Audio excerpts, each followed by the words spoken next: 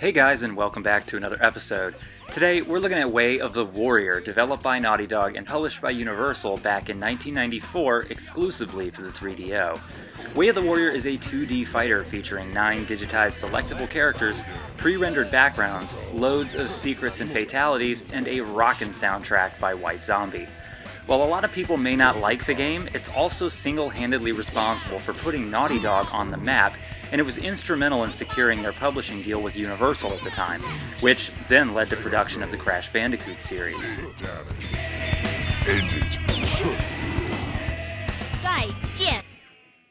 The game obviously borrows from Mortal Kombat in its presentation, but it never takes itself too seriously. The game does have a sense of humor about it, and that's a big part of what makes it so enjoyable. There's actually a pretty interesting storyline going on here, which is funny due to the fact that it honestly doesn't really need one. But hey, why have me explain it to you when you can hear it from a giant floating skull instead? Hearken ye, for I tell a tale known to precious few, and extend a challenge to compete with the greatest warriors the world has ever known. The victor will gain entrance in the Book of Warriors, and his name will be law for centuries to come. Although nobody knows from whence the Book of Fighting came, it is known that it is the complete compilation of the world's greatest competitors, their methods, and their stories. Written by magic and the blood of champions, the book has been kept since before history in a mountaintop citadel in the Himalayas. It is at this citadel that the world's strongest competitors fight for inscription in the book.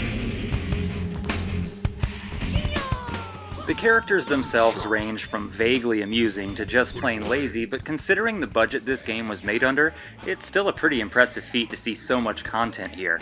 Each one has a plethora of special moves and a couple of finishing moves. Some of the finishers are pretty cool, but the vast majority are kinda lame and feel tacked on just for the sole reason of giving certain characters more than one. At least the stage fatalities are pretty awesome. There aren't any alternate costumes, but there are a few secret characters that can be accessed by entering specific names and birth dates into the main menu.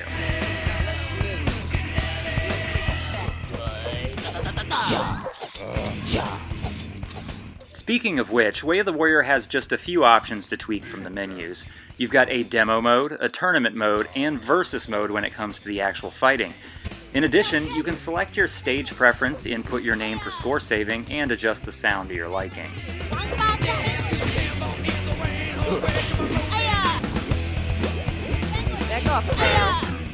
The fighting is fast and hectic most of the time. Way of the Warrior utilizes a 5-button scheme when it comes to the controls, with both hard attacks on the shoulder buttons and your regular attacks and the block button on the face buttons. It works well enough, but it's a little awkward since you'll be doing most moves with the shoulder buttons, and they just aren't quite as responsive on a 3DO controller as, say, a Super Nintendo controller. Special moves and whatnot are done in the quarter circle style a la Street Fighter most of the time, so it's really not too hard to figure out.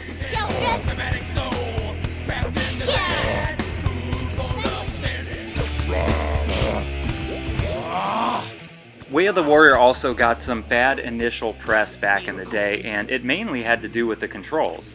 See, when the review copies were sent out to the different publications prior to the game's release, the reviewers didn't realize that the pack-in controllers for the Panasonic 3DO didn't register diagonal direction presses, resulting in special moves being borderline impossible to pull off.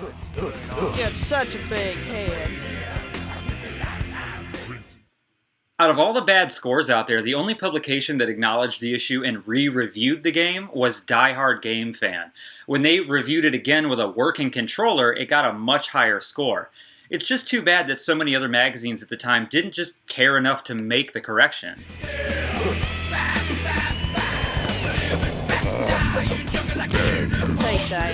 The graphics are good, I guess. I mean, they look good at the time, and they still look pretty crisp and colorful today. It's just that the action itself can be kind of hard to follow at times due to the constant zooming of the camera and the shakiness of some of the animation. A few of the backgrounds look decent, but I can't help but think that the characters look pretty out of place a lot of the time. Then again, the whole game was made to be a cheesy Mortal Kombat clone, and in that regard, it does succeed.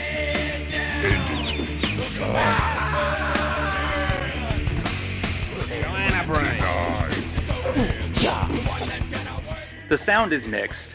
The music itself is incredible since all of it comes straight off of White Zombie's Las Exorcisto album, which is one of my personal favorite albums of all time. I never get tired of listening to it, and another great thing about it is that none of the songs are censored for language in any way. The voices, on the other hand, are terrible. It's not that the sound quality is bad, it's just that the voice acting is sloppy and it's annoying to listen to. Luckily, the White Zombie in the background makes everything else a little easier to deal with. Come on! Come on!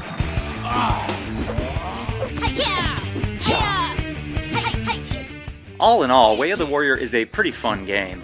As far as fun yet cheesy and flawed fighting games go, it's one of the most enjoyable. There's lots of secrets to play around with, including hidden stages and even a tug-of-war mode. I've owned this one since way back when it first came out, and it was one of the main reasons I wanted a 3DO back then in the mid-90s. It's not expensive, and it definitely holds a unique spot in the 3DO's library. I would recommend Way of the Warrior just for some crazy unbalanced fun, but just make sure you don't pay too much for it. As always, guys, I'd like to thank you all for watching, subscribing, and of course commenting, and until next time, stay classic.